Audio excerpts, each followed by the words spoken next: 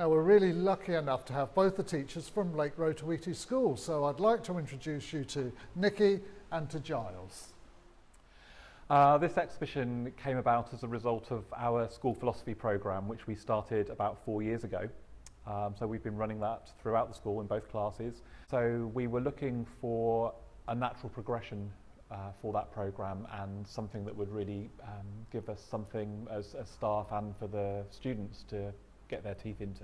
Okay, well for the children in my class this has been percolating for a while.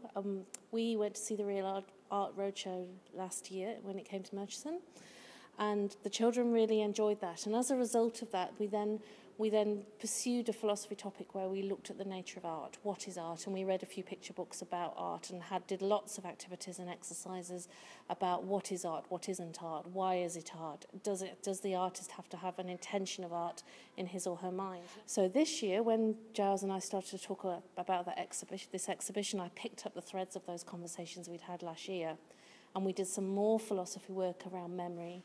We read some picture books about memories, about people who lose their memories, why people lose their memories, and the children really started to explore the idea of things we remember and why. Well, firstly, they learnt the practical skills of an artist, the use of materials, recognising shape, use of colour, recognising form. In this one, for example, it was a multimedia piece. They used lots of different materials, and they came back to this over a number of days. The starting point are a series of philosophical discussions that are had with the children in the class, and the teachers are acting just as a facilitator. So for this particular unit we started with a few short stories, giving the children scenarios, getting them to think about whether something is or isn't artwork. And those stories were based around conceptual artworks. We have a series of questions that we're introducing to the discussion. So, for example, the questions that are displayed around here, things like, if an artist believes he's created a work of art and no one else thinks it is art, who is right? So those form the basis of our discussion. So that was very much our starting point. And then from that point onwards, we were getting the children to start thinking about their own ideas for their own artworks.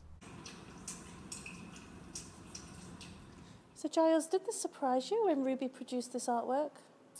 It did, in that we'd only talked about using video as a way of expressing your ideas in art. I hadn't actually shown them any video installations, and we'd only talked about things that I'd seen recently.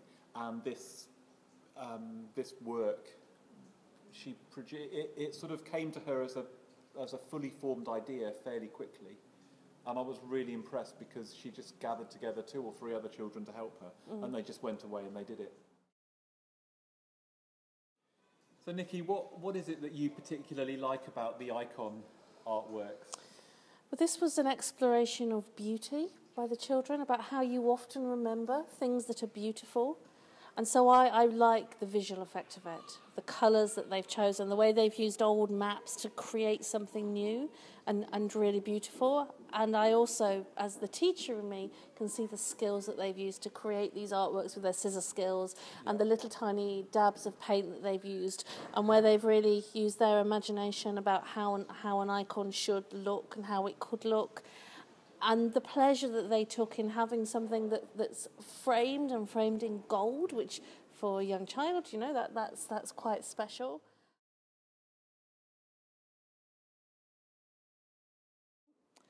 They did some work on 2 pieces called Islands, where they made their own paper, and that was a whole new process for them of applying the layers of tissue paper and them getting them to adhere to each other with paint.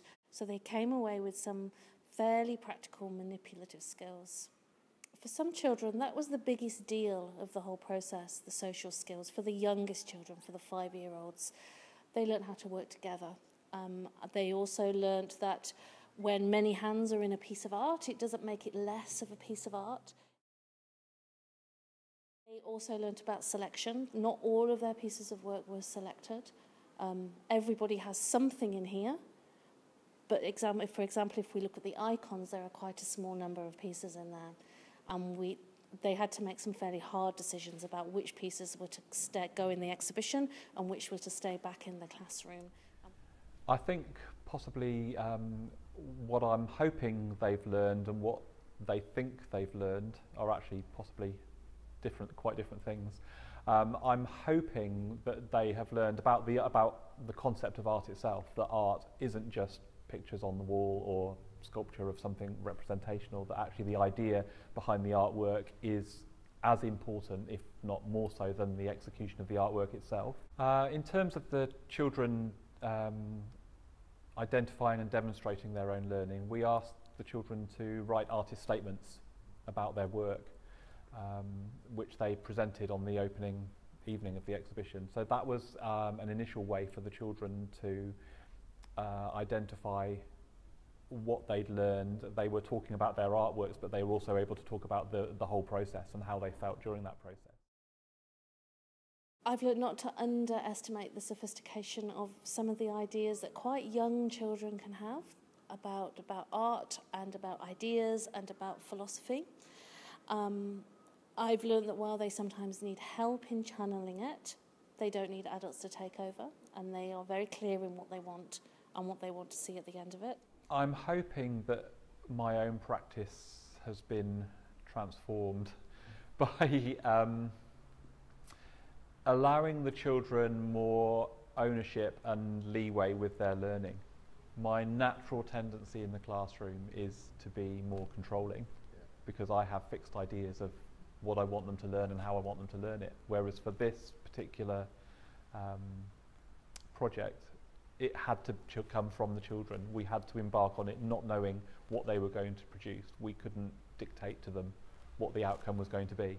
So we had to trust that we knew all of our children well enough that we would have something worthwhile to show at the end of it.